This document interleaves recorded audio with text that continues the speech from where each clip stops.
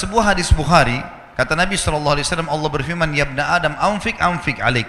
Wahai anak Adam, berinfak di jalanku, aku akan berinfak untukmu.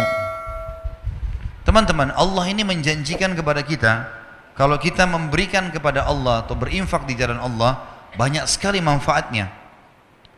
Ada hadis Bukhari Muslim berbunyi, setiap hari Allah turunkan 2 malaikat yang khusus berdoa.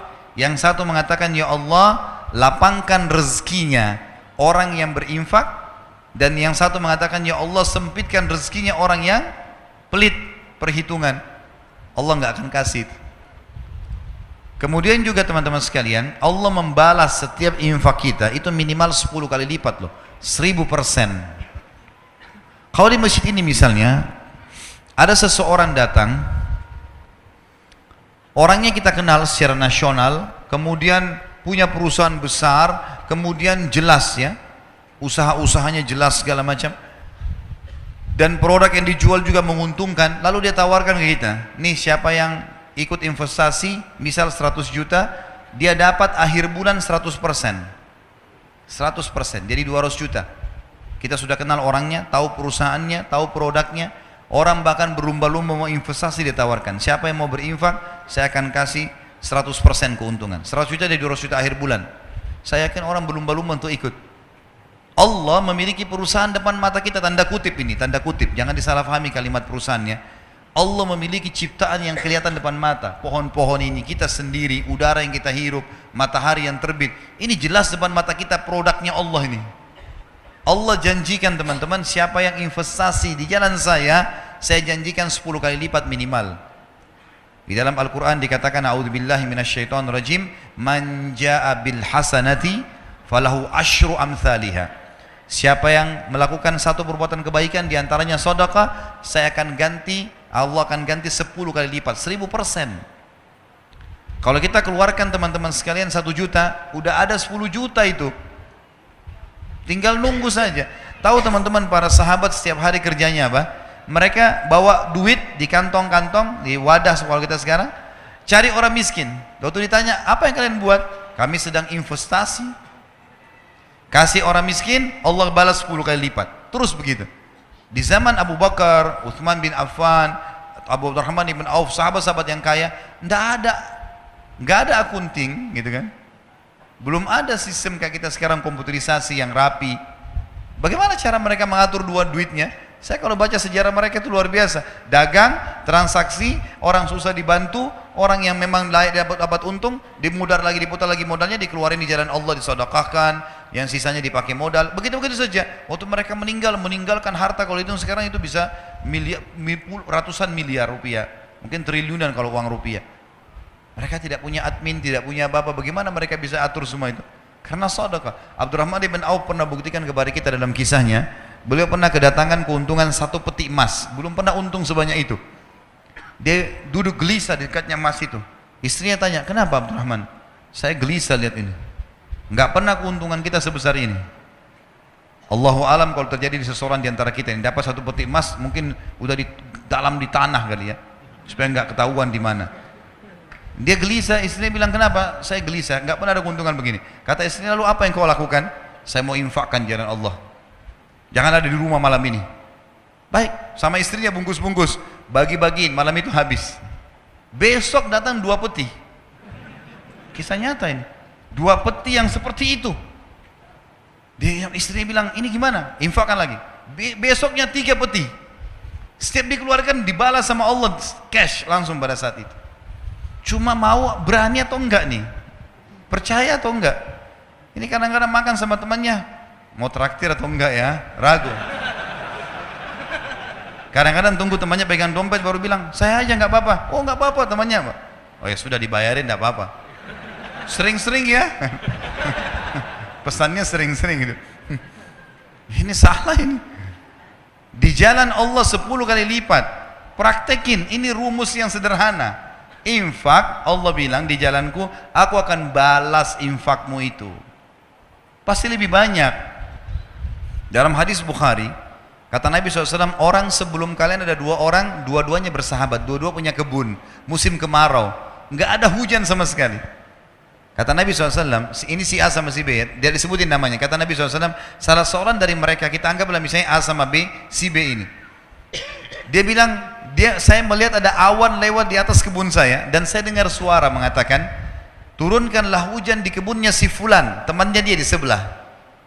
Maka dia bilang, saya bingung, kenapa ada suara dari awan? Saya ikutin, ini hadis sahih riwayat Bukhari, penyampaian Nabi SAW. Kata Nabi SAW, dia pergi kebun temannya, ternyata betul hujan turun cuma di situ saja. Yang lain enggak, musim kemarau. Lalu kemudian dia tanya temannya, apa yang kau lakukan dengan kebunmu?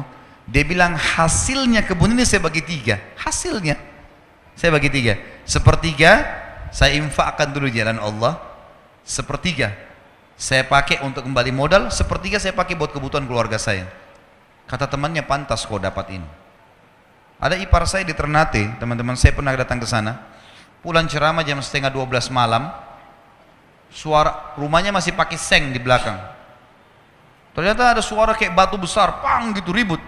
Saya kaget, dia ketawa. Dia bilang, itu mangga jatuh. Mau coba? Iya, orang Ternate bilang ini mangga madu. Ya. Saya nggak tahu di Makassar kita bilang apa tuh, di Jakarta mana lagi katanya. Ada titik-titik madunya di dalam. Coba ya coba, memang manis sekali. Masya Allah, saya makan sama dia. Saya bilang, besok pagi saya mau lihat pohonnya. Dia bilang, ya silahkan. Terus dia bilang, pohon ini sepanjang tahun berbuah terus.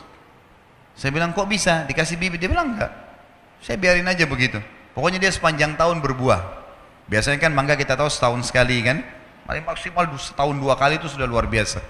Besok pagi habis sholat subuh di masjid, saya keluar, saya ke rumahnya, saya pamit ke belakang.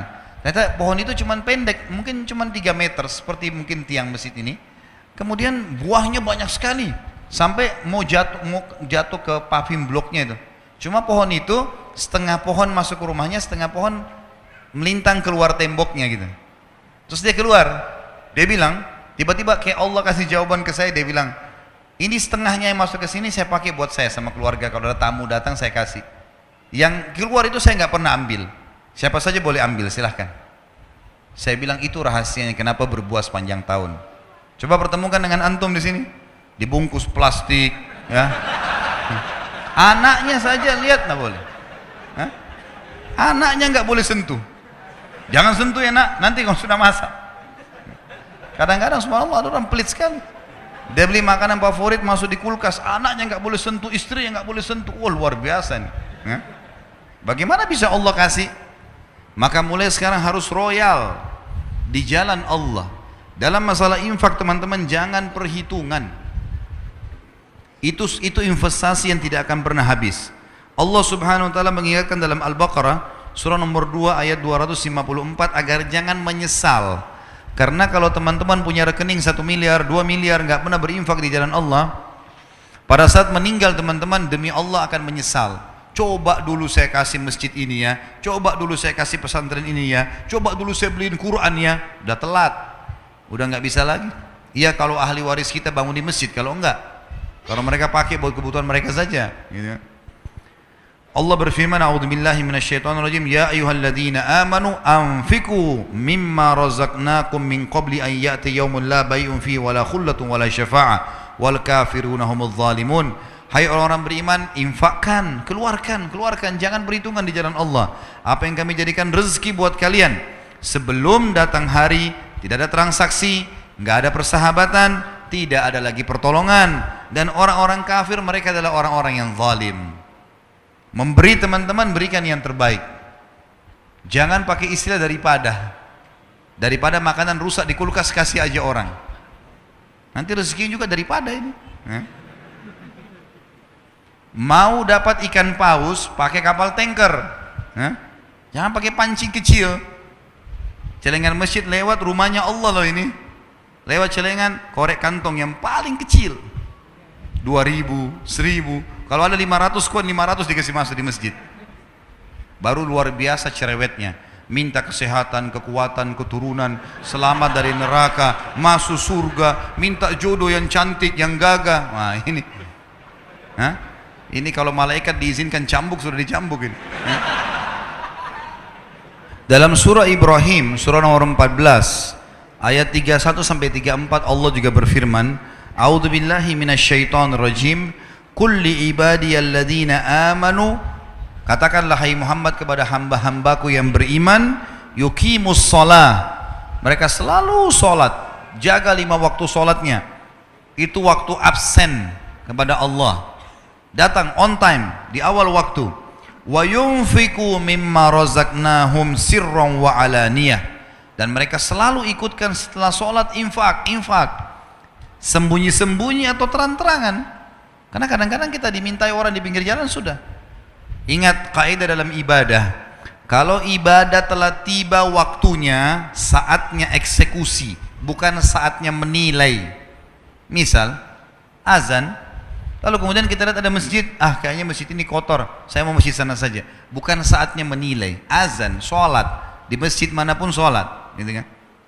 Ada orang miskin lewat minta, bukan kita nilai orang ini masih kuat, orang ini bohong atau tidak, bukan urusan kita itu.